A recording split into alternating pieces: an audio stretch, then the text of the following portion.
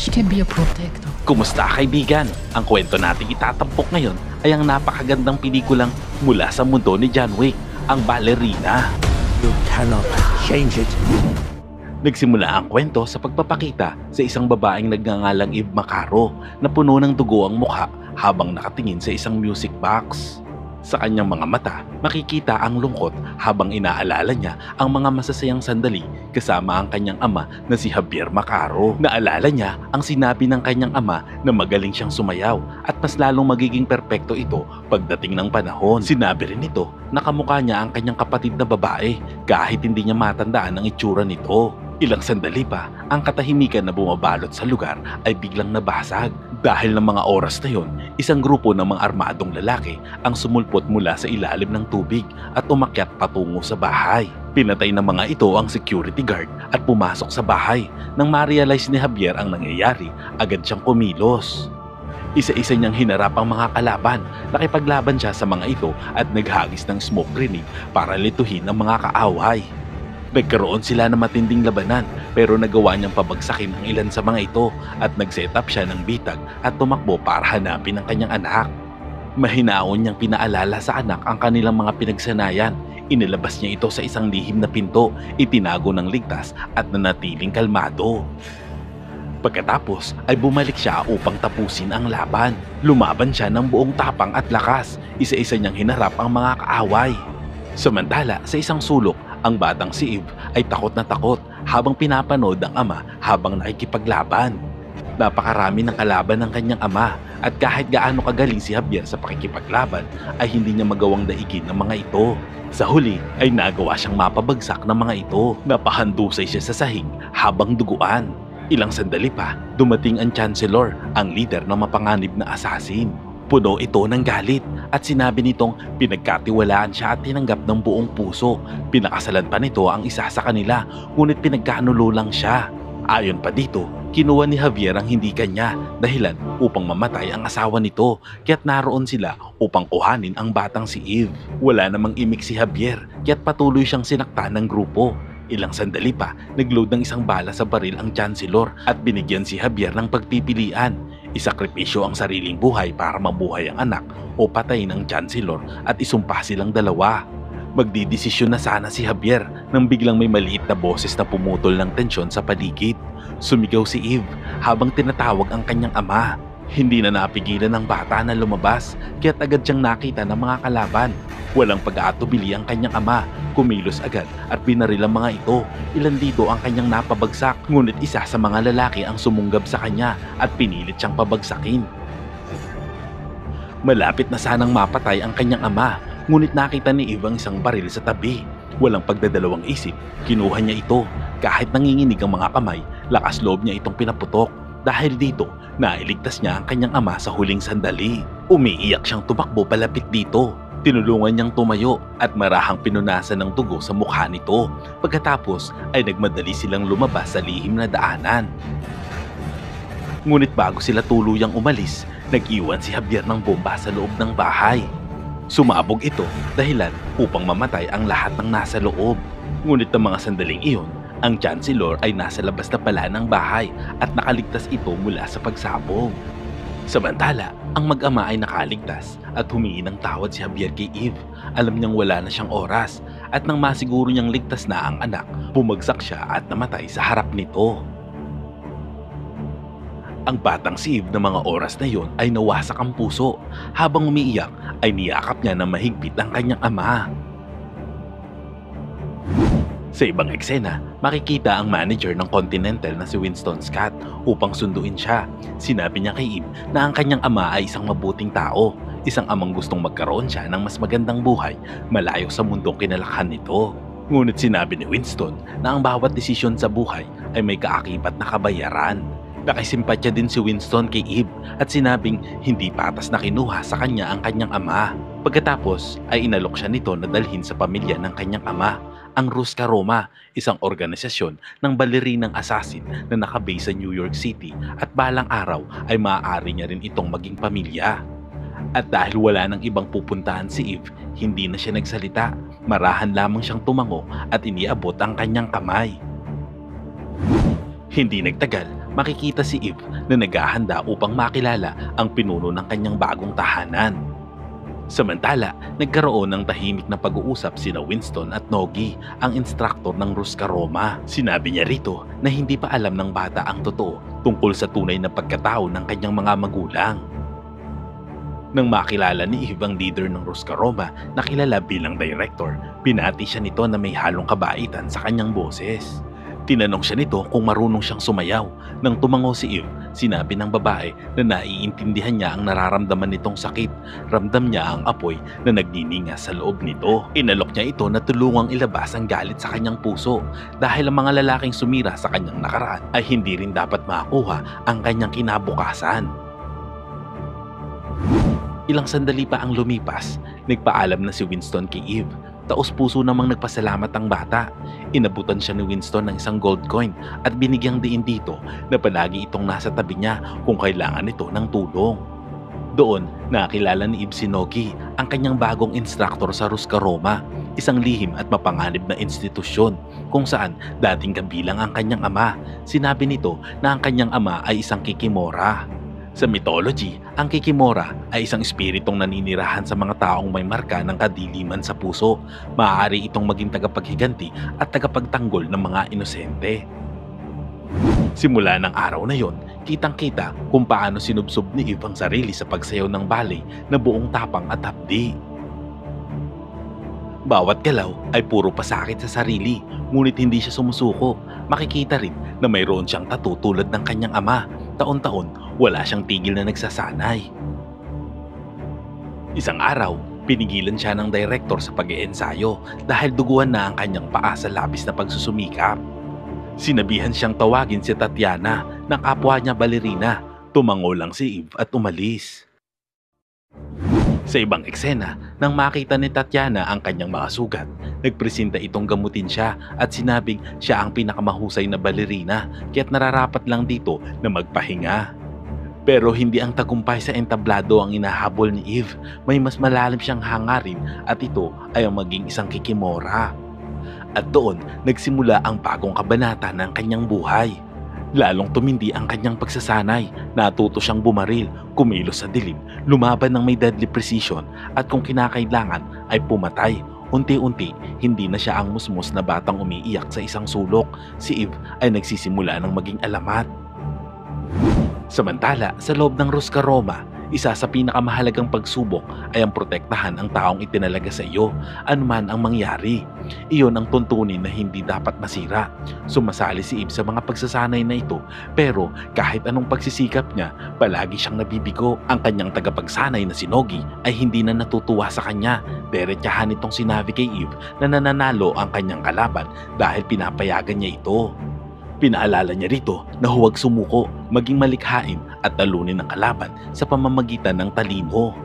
Huwag siyang lumaban ayon sa patakaran at lumaban siya para sa kanyang sarili. Gamitin ang kanyang lakas at lumaban tulad ng tunay niyang pagkatao, isang babaeng may apoy sa puso.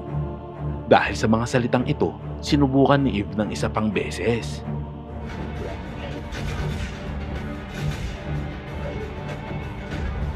Dito ay nagtagumpay siya na pagtagumpayan niya ang bawat hamon. Ngunit isang araw, nang hinanap niya si Tatiana, nakita niya na wala na ang lahat ng gamit nito. Agad niyang pinuntahan ang opisina ng direktor para humingi ng paliwanag.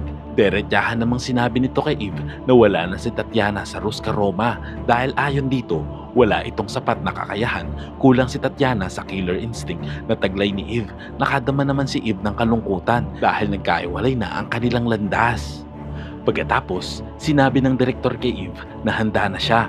Narating na niya ang huling yugto ng kanyang pagsasanay. Dinala siya sa isang silid kung saan may naghihintay na isa pang babae, isang tao na 10 taon ding naghanda ng walang tigil.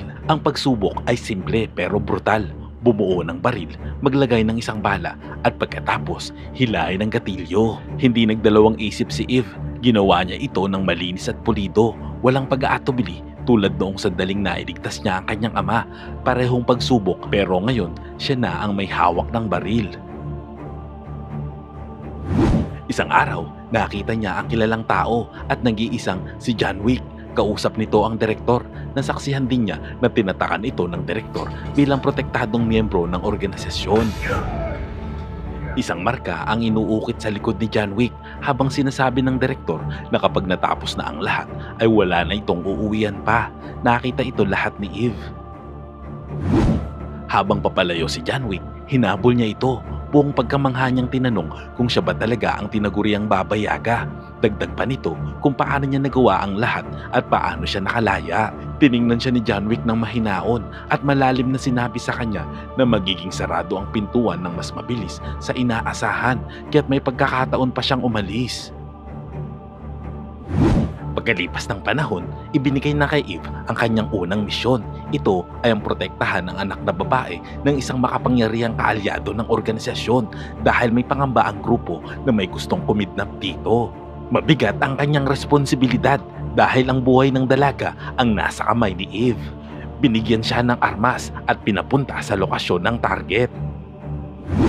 Sa sumunod na eksena, makikita ang isang eleganteng party. Agad na nakita ni Eve ang kanyang poprotektahan at tulad ng inaasahan, andyan na rin ang panganib.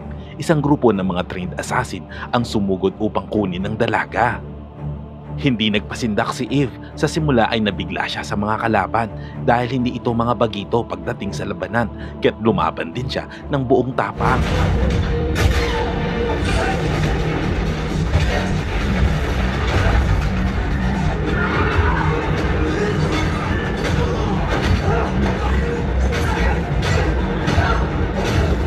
Isa-isa niyang napabagsak ang mga kalaban. Nang akala niya ay tapos na, nakita niya na ang grupo ay papalayo na kasama ang dalaga. Walang pag-aatubili, hinabol niya ito. Pagkatapos ay nakita niya ang isang martilyo. Agad niya itong kinuha at pinukpok ang kalaban. Walang awa at sunod-sunod ang palo niya na puno ng galit hanggang sa bumagsak ito.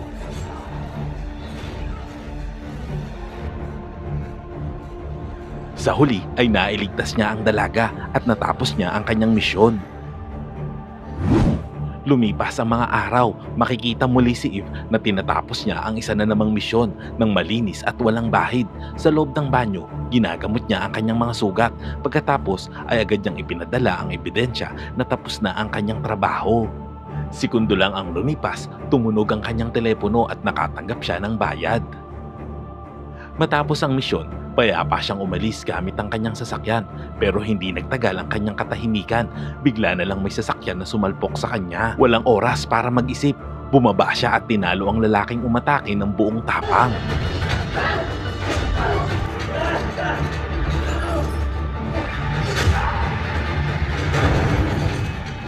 Nang mapabagsak niya ito at habang tinitingnan ang katawan ng kalaban, napansin niya ang isang marka sa kamay nito, isang krus, ang parehong tato sa kamay ng mga lalaking pumatay sa kanyang ama. Walang pag-aatubili, pinutol niya ang kamay ng lalaki at dinala mismo ito sa direktor ng Ruska Roma. Nang hingi siya ng mga kasagutan tungkol sa tattoo ng lalaki, ngunit pinagbawalan siya ng direktor na ipagpatuloy ang pag-iimbestiga at planong paghihiganti sa grupo ng mga asasin dahil matagal na nagkaroon ng kasunduan na ititigil na ang digmaan sa pagitan ng dalawang malalaking grupo ng asasin. Kaya't nagpa siya si Eve na pumunta sa Continental. Pumasok siya at hiniling na makausap ang manager na si Winston Scott. Lakas loob na nagpakilala siya at sinabing naroon siya upang makita ang lalaking nagligtas sa kanyang buhay ilang taon na ang nakalilipas at kumupkup sa kanya sa ilalim ng Ruska Roma. At sa wakas, muli silang nagkita ni Winston. Sinabi niya dito na hinahanap niya ang grupo na pumatay sa kanyang ama. Binalaan siya nito na lubhang mapanganib ang grupo. Ngunit walang pakialam si Eve. Sinabi niya na handa siyang harapin ang mga ito. Tinitigan naman siya ni Winston ng diretso at malalim na sinabing ang kanyang pagnanais na malaman ng katotohanan ang magtutulak sa kanya palabas ng Eden. Ngunit hindi natakot si Eve at sinabing handa na siya anuman ang mangyari. Pagkatapos ay inilapag niya ang isang barya sa mesa, isa sa pinakamataas na halaga ng token sa mundo ng mga assassin. Napatigil si Winston nang makita ito at sa wakas sinabi nito na ang may mga markang krus ay hindi isang angkan. Sila ay isang malaking grupo ng mga assassin, isang sinaunang orden na walang mukha, walang bansa at ang isa sa kanila, isang lalaki na nagangalang Daniel Pine ay nananatili sa isa sa kanilang mga network hotel sa Prague. May pinawagan si Winston Scott para maghanap ng karagdagang impormasyon at mabilis siyang nakakuha ng sagot. Nalaman niyang may $2 milyong na bounty sa ulo si Daniel Pine at nakatira ito sa room 315 ng Continental Hotel sa Prague. Bago umalis si Eve, iniabot ni Winston ang isang kopya ng susi. Alam niya na wala nang makakapigil kay Eve, kaya ang tanging sinabi niya dito ay good luck. Pagdating ni Eve sa Prague Continental, nag-check-in siya sa room 314. Sa mga sandaling iyon, naroon din ang ibang grupo ng mga assassin sa pangungunan ni Lena na naghahangad din sa bounty. Lumalabas na hindi lamang siya ang naghahabol kay Daniel. Samantala, tahimik at walang nakakapansin, naghanda siya sa kanyang posisyon. Dumaan si Eve sa bintana at tahimik na pumasok sa kwarto ni Daniel. Binuksan niya ang pinto at nakita ang isang maliit na babae sa loob, si Ella, ang anak ni Daniel. Sa mga mata nito, nakita niya ang anino ng kanyang sariling pagkabata. Bigla namang dumating si Daniel na may hawak na armas. Walang pag-aatubili, diretsahan nitong tinanong si Eve kung bakit siya naroon. Sinabi ni Eva na ilang taon na ang nakalipas, pinatay ang kanyang ama ng isang taong may tattoo sa braso tulad ng kanya. Ayon kay Daniel, nagtatago siya sa grupo matapos na umalis sa mga ito. Dagdag pa nito na gusto siyang patayin upang makuha ang kanyang anak na si Ella. Sa mga sandaling iyon, nalaman ng ibang grupo na naroon sa loob si Eve at hindi nito pinatay si Daniel. Dahil dito, dinagdagan ni Lena ang bounty at itinaas ito sa $4 milyong. Kumalat ang balita ng mabilis, dahilan upang ang lahat ay maging interesado sa pagpatay kay Daniel. Ilang sandali pa, bigla silang inatake sa loob ng kwarto. Dinubog sila ng mga assassin. Tinulungan naman ni Eve si Daniel upang makalayo kasama ang anak at isa-isang nilabanan ni Eve ang mga assassin. Nang magkita silang muli ni Daniel, sinabi nito kay Eve na walang nakakataka sa grupo ng buhay, pero kung tutulungan siya nitong protektahan si Ella, sasabihin nito kung saan mahahanap ang iba pang miyembro ng grupo. Lumuhod siya at nagpaalam sa kanyang anak. Sinabihan niyang magtiwala ito kay Eve. Subalit nang subukan nilang tumakas, inulit ng tadhana ang nakaraan. Ilang sandali lang ang lumipas, napatay si Daniel sa mismong harap ni Ella. Nasaksihan ito ni Eve, ngunit bago pa man siya makakilos, pinupok na siya sa ulo at nawalan ng malay. Nang magising siya, wala na si Ella. Samantala, nag-report naman si Lena sa Chancellor. Sinabi niyang may isang babae ang tumulong sa mag-ama. Hindi nila alam kung sino ito, kaya pansamantala, iniwan nila ito sa ilalim ng proteksyon ng Continental. Sa ibang eksena sa Continental sa Prague, sinubukan ni Eve na ipagtanggol ang sarili at sinabing hindi siya ang unang umatake sa hotel at hindi niya sinira ang patakaran. Dahil dito, pinatay ang 2 mersenaryo at agad na pinaalis si Eve. Walang pag-aatubili, tumiretso si Eve sa isang weapon dealer na si Frank. Hiniling niyang makita ang mga pribadong koleksyon nito. Nang ilabas ang mga armas, biglang sumugod ang isang hit squad upang patayin siya. Wala siyang no choice kundi lumaban. Dali-dali niyang kinuha ang pinakamagandang baril at isa-isang pinagpapatay ang mga squad. Nakita niya ang isang kahong granada at lahat ito ay pinasabog sa loob ng gusali. Matapos mapatay ang lahat ng umatake, bumalik sa loob si Eve at maswerte namang nakaligtas si Frank. Pagkatapos, tinulungan siya nitong mahanap ang lokasyon ng mga assassin at binigyan siya ng sasakyan. Ibinigay sa kanya ang susi ng isang Mustang. Walang pag-atubili, nagpatuloy siya sa daan, diretso patungo sa lugar kung saan maaaring matapos o magsimula muli ang lahat. Habang nagmamaneho, tumawag ang direktor. Sinabi nitong nilabag niya ang mga patakaran at inutusan siyang bumalik agad. Ngunit hindi niya ito pinakinggan at sabay na pinatay ang telepono. Pagkatapos, bumaba siya sa isang coffee shop. Sa loob nito, nakuha ang kanyang atensyon. Nakita niya ang isang music box na kapareho ng binigay ng kanyang ama. Sa mga sandaling iyon, nakaramdam siya ng kakaiba nang biglang pumasok ang isang malaking lalaki. Biglang tumaas ang tensyon. Bago pa man ito makasuntok, mabilis na kumilos si Eve at naganap ang isang matinding labanan. Ginamit niya ang kahit anong mahawakan, samantalang ang lalaki ay parang halimaw na tila hindi nasasaktan, pero nagawa niyang mabali ang braso nito at nang manghina ito, binaril niya ito at bumagsak. Wala siyang oras para magpahinga. Tumakbo si Eve at sa kanyang paglabas, hinarang siya ng waitress na may hawak na kutsilyo. Sinubukan siya nitong saksakin. Mabuti na lamang ay mabilis kumilos si Eve at nagawa niya itong maiwasan. Inagawan niya ito ng sandata sa loob lang ng ilang segundo at ikinulong sa isang silid. Pagkatapos ay dumating pa ang mas maraming kalaban para siya ay patayin. Ang tindahan ay tila naging isang war zone at pinatay niya ang mga ito ng paisa-isa. Sugatan pero buhay pa si Eve na nakalabas sa isang makitid na eskinita.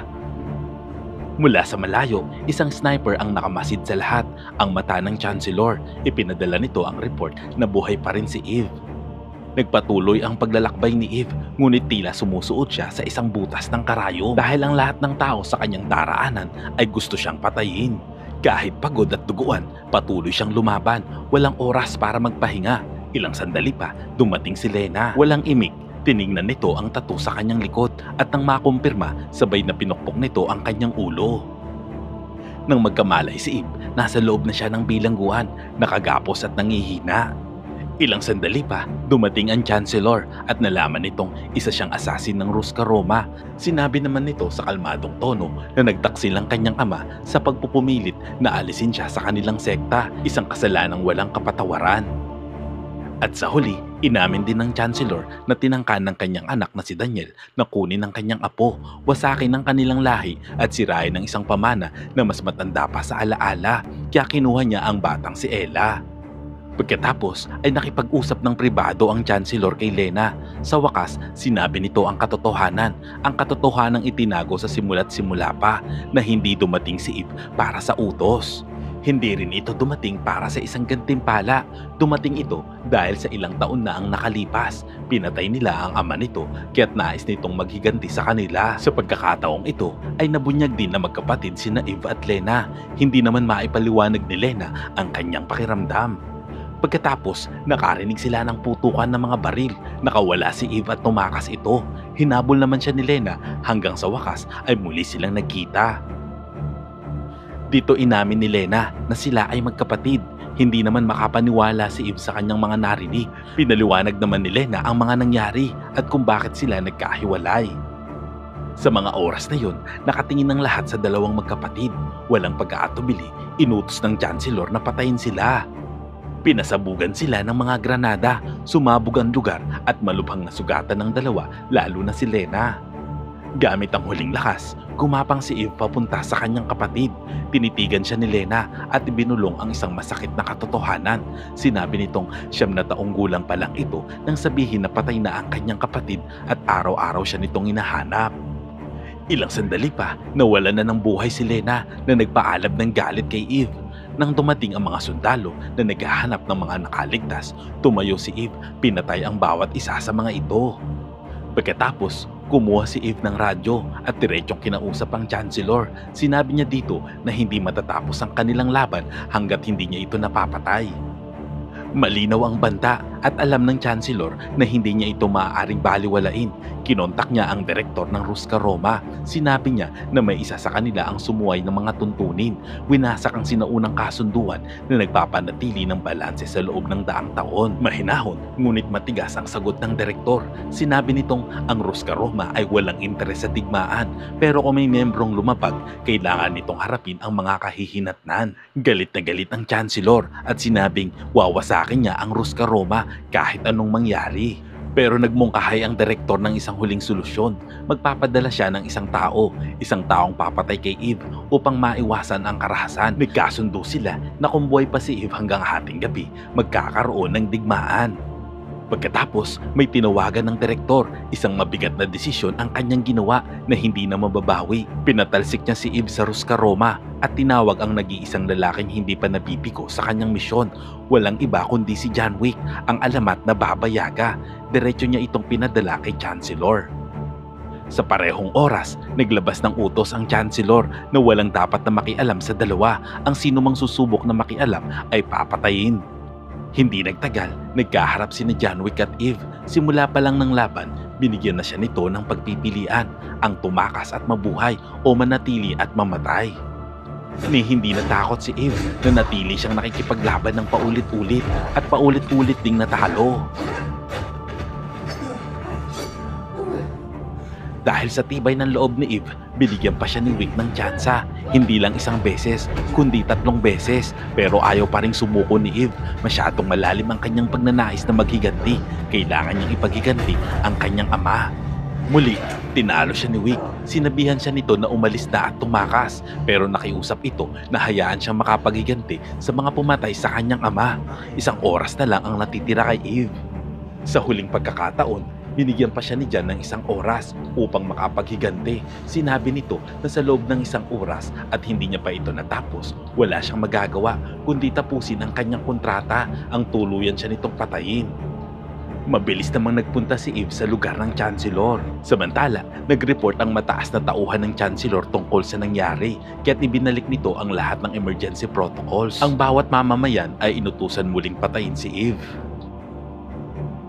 Dala naman ng matinding galit, sumugod si Eve sa lugar ng kanyang mga kaaway at isa-isa silang pinatay. Ilang sandali pa, nakapasok si Eve sa isang silid kung saan nakatago ang pinakamapanganib na armas. Sumiklab ang isang malawakang pagpatay. Nasa gitna si Eve ng mga kalaban, bumabaril habang sumasabog ang mga granada. Nang mapatumba niya ang mga ito, isa pang lalaki ang makikitang nakatayo sa kanyang harapan, ang pinakamatapat na mandirigma ng Chancellor, si Dex. Naglaban sila ng isang mabangis na tunggalian.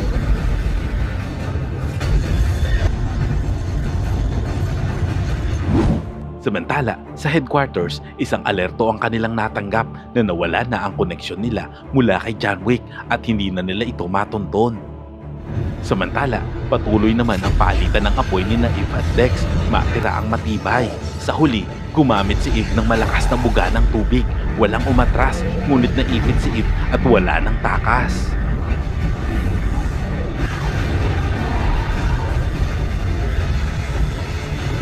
Itinaas ni Dex ang kanyang armas para tapusin siya, ngunit bigla itong sumabog. Sumabog ang flamethrower sa kanyang mga kamay at makikita si John Wick na nakatago bilang sniper. Iniligtas niya si Eve. 4 na minuto na lang ang natitira at malinaw ang kanilang patakaran. Hanggang hating gabi na lang niya pwedeng patayin si Eve. Hinayaan niyang makaalis ito upang ituloy ang laban. At dahil sa putok na iyon, nahayag ang posisyon ni John Wick at ang lahat ng assassin ay sumugod sa kanya. Samantala, ang Chancellor ay sinubukang tumakas kasama si Ella sa kotse. Ngunit hindi siya nakalayo. Hinabol siya ni Eve at pinainto ang sasakyan. Nang makaharap niya ito, ngumisi ang Chancellor nang tila nagyayabang pa. Sinabi nitong walang magbabago at patuloy ang sistema, ang pagpapalaki sa mga bata upang maging assassin at magpapatuloy ito sa susunod na henerasyon. Ngunit si Eve ay hindi sumagot. Sa halip ay binaril niya ito ng walang pag-aatubili. Lumapit si Eve sa kotse, dahan-dahang kinuha si Ella at hinatid ito palayo. Maya-maya pa, tumawag si John Wick sa direktor ng Roscaroma at sinabi nitong patay na ang Chancellor.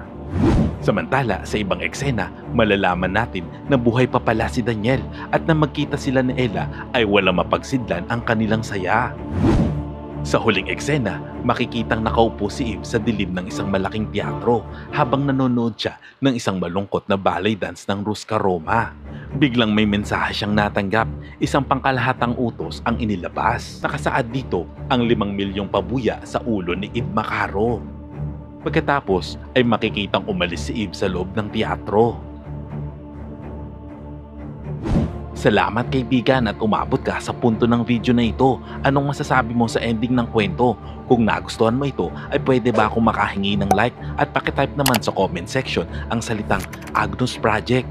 At kung bago ka naman sa ating munting channel, ay pasubscribe naman po bilang suporta. At para maipagpatuloy natin ang paghahatid ng magagandang movie recap, panoorin mo na rin po ang buong movie pag may time ka. Sana'y nagustuhan mo kaibigan ang kwentong ating itinampok. Kung magkagayon ay baka naman pwedeng pakilike ang videong ito at pasubscribe na rin sa aking channel. Kung hindi mo naman ito nagustuhan ay pwede mong pindutin ang dislike button ng 2 beses para makasigurado ka